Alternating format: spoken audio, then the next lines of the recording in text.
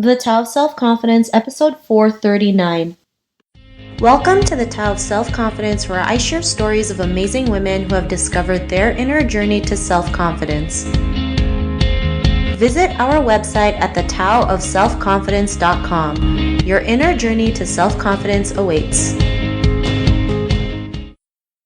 Well, hello friend. Welcome to the Tao of Self-Confidence, where I share stories of amazing women who have discovered their inner journey to self-confidence. I'm your host today, Sheena Yap Chan, and today I have an amazing lady on the show today. She is an advisor for Zappos, and she's also the co-founder of Mochi Magazine, and I'm really excited to have her on and share her story with us today on self-confidence. So without further ado, I'm going to introduce you to Maggie Hsu. Maggie, how are you today? Maybe you can fill in a little bit more about yourself to our listeners.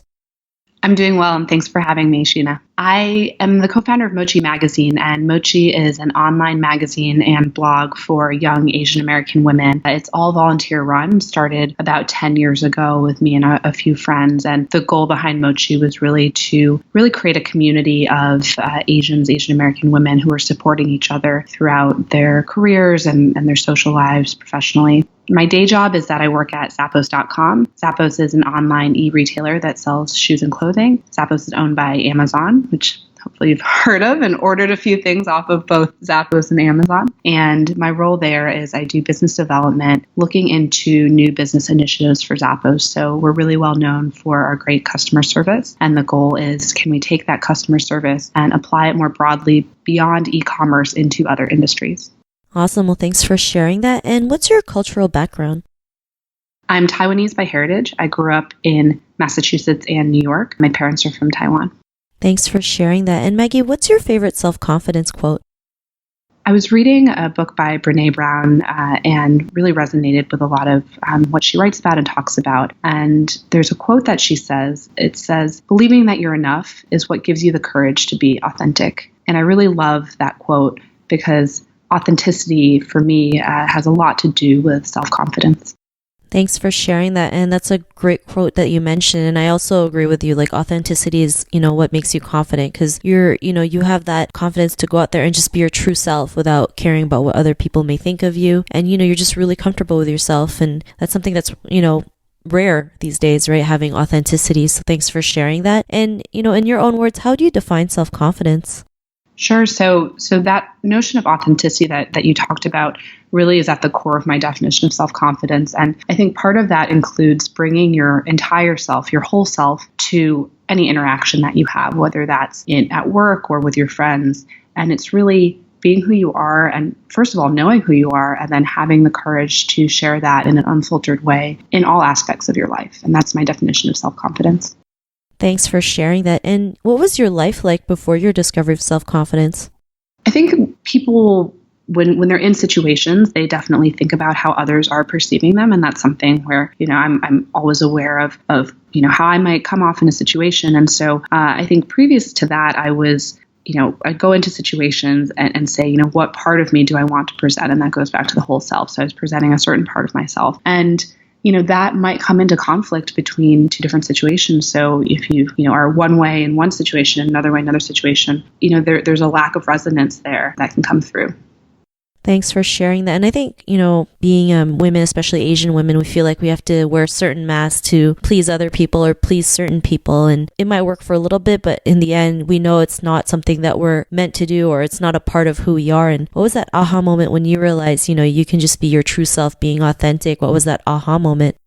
Sure. And I love when you talk about the masks, and I do resonate with that. I think for me, there really wasn't a specific aha moment. It kind of was a gradual development in a series of different areas. And I think, you start learning about yourself and testing out these, different facets of yourself, and then realizing, and some of it was, feedback from friends and colleagues. And some of it was just, you can't keep switching those masks. And so at a certain point, you kind of just have to be who you are. And so for me, again, there wasn't an aha moment, but it was a gradual understanding of who I am. Thanks for sharing that. And, those are some great realizations that you mentioned, learning, realizing you don't need to always have a mask, right? You can just be your true self. And because of that realization, what's your life been like now?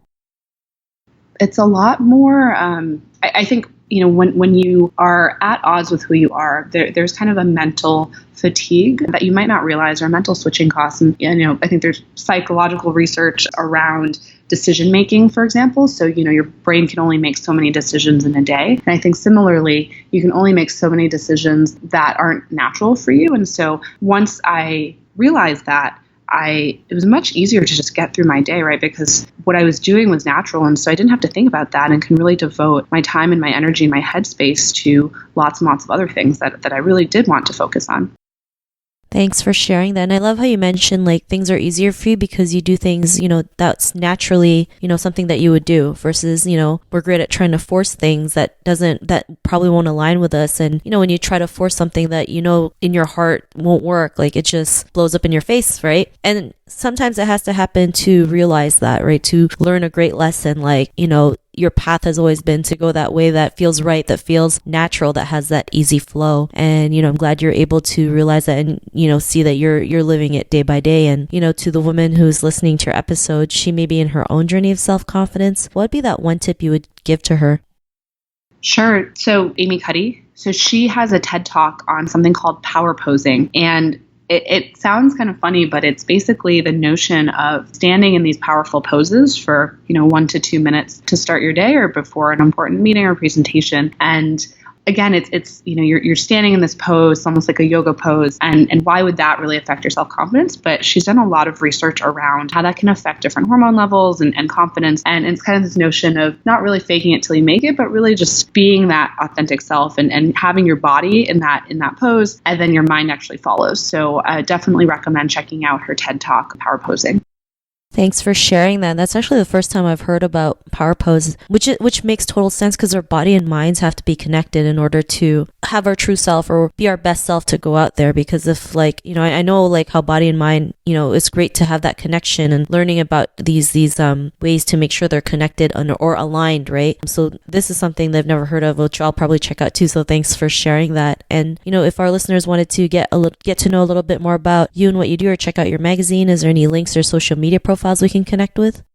Absolutely. So Mochi Magazine is at mochimag.com, and great resource. All the content is free, and that's something that was really important for us to have it all be free for the readers. And then I have my LinkedIn and Twitter pages. Thanks for sharing that. And to our listeners, if you want to connect with Maggie, you can also head on over to the taoofselfconfidence.com and search for Maggie's name. Her show notes will pop up along with everything else that we talked about. I'm just really grateful for Maggie to be on the show today to share her story and tips on self-confidence. So thank you so much. Thanks for having me. Not a problem. It was great having you on the show. And to our listeners, be on the lookout for another new episode of another amazing woman's journey to self-confidence. And we'll talk to you soon. Bye for now. Thank you for tuning in to another amazing episode of the Tao of Self-Confidence. Sign up for our free membership site to get more amazing resources for self-confidence by visiting our website at thetaoofselfconfidence.com. Your inner journey to self-confidence awaits.